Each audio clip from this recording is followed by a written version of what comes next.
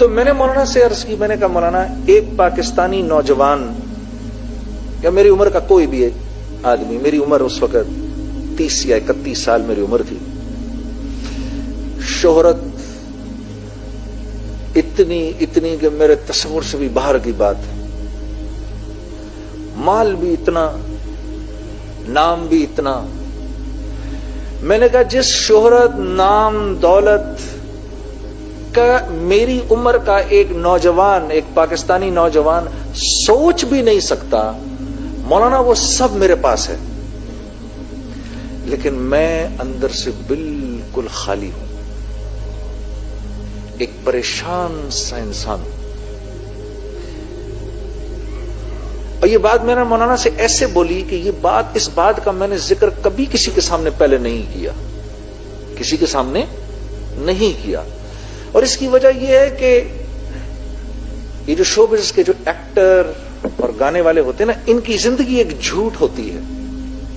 جب آپ ایکٹر کو دیکھتے ہیں تو اس کو دیکھ کے آپ جانتے ہیں کہ یہ جو کچھ بھی کر رہا ہے جھوٹ ہے، یہ جھوٹ ہے، یہ ایکٹنگ کر رہا ہے، یہ جھوٹ ہے جو بھی کر رہا ہے۔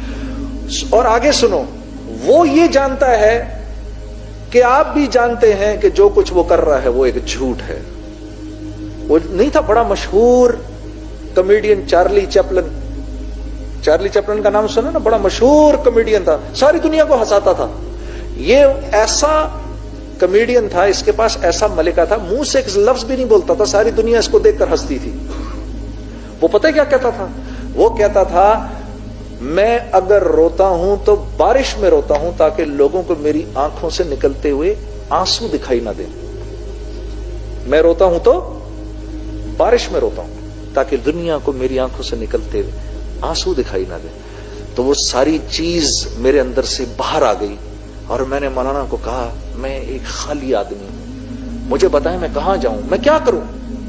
تو فرمانے لگے تجھے چوٹ اصل میں اس گھٹنے پر لگی ہے اور تو مرہم اس گھٹنے پر لگا رہا ہے۔ میں نے کہا حضرت کیا مطلب؟ فرمانے لگے دیکھو اللہ نے انسان کو 2 چیزوں سے بنایا ہے، ایک جسم سے بنایا ہے اور ایک روح سے بنایا ہے۔ جسم کو کیونکہ مٹی سے بنایا ہے، اس کی تمام ضرورتوں کو مٹی میں رکھا ہے، اور روح اللہ کا امر ہے، آسمانوں سے آئی ہے، تو اس کی خوراک بھی آسمانوں پر ہے، زمین پر نہیں ہے۔ پھر فرمانے لگے اگر تم کو ایک سونے کے محل میں بند کر دوں اور 4 دن تک کھانا نہ دوں تو تم کیا کرو گے؟ میں نے کہا میں کہوں گا مولانا یہ سونے کا محل لے لو اور مجھے 2 روٹی کھلا دو۔ تو کہا تو نے بھی اپنی روح کے ساتھ یہی کیا ہے، اس کو سونے کے محل میں لپیٹ دیا ہے، مال و دولت میں لپیٹ دیا ہے، شہرت میں لپیٹ دیا ہے، اس کو چیزوں میں لپیٹ دیا ہے، جیسے آج سارے ہانگ کانگ والوں نے اپنی روح کو چیزوں میں لپیٹ دیا ہے۔ کبھی اپنی بلڈنگیں دکھاتے ہیں، کبھی اپنی گاڑیاں دکھاتے ہیں، کبھی ہمیں اپنے بندرگاہیں دکھاتے ہیں، کبھی یہ دکھاتے ہیں۔ میں بھی کہتا ہوں دکھا لو جو دکھانا ہے، میں نے بھی بہت ساری چیزیں لوگوں کو ایسے ہی دکھائی تھیں، اور جیسے میں اس وقت اندر سے خالی تھا، میں جانتا ہوں اس وقت تم سب بھی اندر سے خالی ہو۔ تو مجھے مولوی صاحب نے کہا تیرا یہ مسئلہ ہے، تیری روح بھوکی ہے۔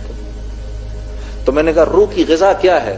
فرمانے لگے روح کی غذا تو قرآن ہے، روح اوپر سے آئی، قرآن بھی اوپر سے آیا، اس کو قرآن سنا، قرآن کے نغمے بھی تو سنا کبھی، یہ جھوٹے گانے جو تو سناتا ہے، کبھی اس کو محمد صلی اللہ علیہ وسلم کی زندگی بھی تو دکھا، ہاں، تاکہ اس کو تھوڑا سکون ملے۔ تیرا تو یہ سب سے بڑا مسئلہ ہے، تیری تو روح بھوکی ہے۔ تو میں نے کہا مولانا موسیقی روح کی غذا ہے، ایسا ہی ہے نا؟ کیوں بھائی؟ نہیں ایسا ہی ہے، ایسا ہی ہے نا جی؟ کہہ دو ایک بات، میرا بھی دل خوش ہو جائے، کہہ دو سارے۔ پھر مولانا نے یہ قرآن کی آیت پڑھی، کہا نہیں یہ موسیقی روح کی غذا نہیں ہے، الا بذکر اللہ تطمئن القلوب۔ یہ مولوی صاحب سے پھر میں نے آیت پہلی بار سنی، کہا نہیں اللہ سے دوستی، اللہ کا ذکر روح کی غذا ہے، اس کو یہ کھلاؤ. تو میں ایسے اپنا دل پکڑ کے تو اس سے بس بے چین ہو گیا. میں نے کہا ہائے میری عمر تباہ ہو گئی، ہائے یہ کیا ہوا. تو کہنے لگے کچھ نہیں ہوا، تو ابھی توبہ کر لے، تیری زندگی بھر کے گناہ جو ہیں اللہ ان کو نیکیوں میں بدل کے تجھے لوٹا دے گا. ہاں تو ابھی توبہ کر لے. میں نے کہا مولانا میں نے توبہ کر لی. ہاں میں نے توبہ کر لی. اب اس توبہ کو پورے کرتے کرتے مجھے 5 سال لگے، لیکن سے روزے نہیں چھوڑے. سٹیج پہ گاتا تھا، 15,000 آدمی سٹیج پر مجھے دیکھ رہا ہوتا تھا. وہاں سے سیدھا نیچے اترتا تھا، سیدھا مسجد. وہاں جا کر ساتھی انتظار کر رہے ہوتے تھے، شلوار قمیض ان کے پاس ہوتا تھا. جاتا تھا، نہاتا تھا، وضو کرتا تھا، استغفار کے 2 نفل پڑھتا تھا، شلوار قمیض پہنا، جدھر جماعت کا رخ ادھر نکل گیا. تو وہ میں نے 3 دن نہیں چھوڑے. پھر میں نے گشتیں نہیں چھوڑی. لوگ میرا مذاق اڑاتے تھے، لوگ میرا مذاق اڑاتے. آپ تو کیا کرتے ہیں، خود یہ کر رہے ہیں اور اوپر سے تبلیغ کر رہے ہیں. میں نے کہا ہاں جی وہ بھی کر رہے ہیں، یہ بھی کر رہے ہیں، آپ دعا کرو اللہ وہ چھڑوا دے، یہ شروع کروا دے. ہاں جی. پھر ایک دن ایک ساتھی سے میں نے کہا یہ تو مجھے اب بہت شرمندگی ہوتی ہے، میرے سے نہیں جایا جاتا تبلیغ پر، مجھے لوگ تانے دیتے ہیں. کہنے لگے نہیں نہیں نہیں نہیں ایسا نہ کرنا. پھر کہنے لگے دیکھو یہ پانی کا گندا گلاس ہے نا، اس میں صاف پانی ڈالتے رہو ڈالتے رہو ڈالتے رہو، یہ سارا گندا پانی باہر آ جائے گا. میں نے کہا ہاں یہ بات تو صحیح ہے تمہاری. پھر کہنے لگے اتنا صاف آ جائے گا ابھی اس گندے پانی کو کوئی پی نہیں سکتا، پھر وہ صاف پانی لوگ پی جائیں گے، تو یہ صاف پانی ڈالتا رہے، بیچ میں ڈالتا رہے ڈالتا رہے. میرے دوستو ان تمام چیزوں کے باوجود میں اس تبلیغ میں جڑا رہا. اس دعوت کے کام نے پھر مجھے ایسے ایسے اللہ والوں سے ملوایا.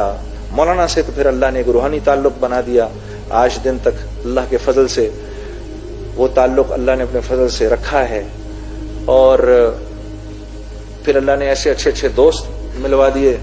میں اپنے ساتھ ابھی اپنے ایک دوست کو لے کر آیا ہوں، سہیل نام ہے اس کا. ہم دونوں ساتھ آئے ہوئے. ہم دونوں نے پھر کام شروع کیا. نہ کپڑے کا کام انہوں نے پہلے کبھی کیا نہ میں نے کیا، شلوار قمیض کبھی نہیں بنوائے ہم دونوں نے، لیکن ہم دونوں تبلیغ میں ایک ساتھ لگ گئے، ایک ساتھ لگے. اس نے بھی اپنی اس زندگی کو چھوڑا، میں نے بھی اپنی اس زندگی کو چھوڑا. اللہ نے ہمارا ہاتھ پکڑ لیا. آج اللہ رب العزت کے فضل و کرم سے دنیا جہان کے اندر ہماری بنائی ہوئی چیزیں جاتی ہیں اور ہم دونوں ساری دنیا میں پھرتے ہیں، پیچھے اللہ ہمارے کام خود چلاتے ہیں. پھر اللہ نے ایسا ہاتھ پکڑا میرے دوستو. ہاں تو یہ ایک دفعہ جیسے اللہ کے نبی صلی اللہ علیہ وسلم کے ارشاد کے مطابق آپ نے فرمایا اللہ کے لیے جس چیز کو چھوڑو گے اللہ تمہیں اس سے بہتر عطا کریں گے. ہاں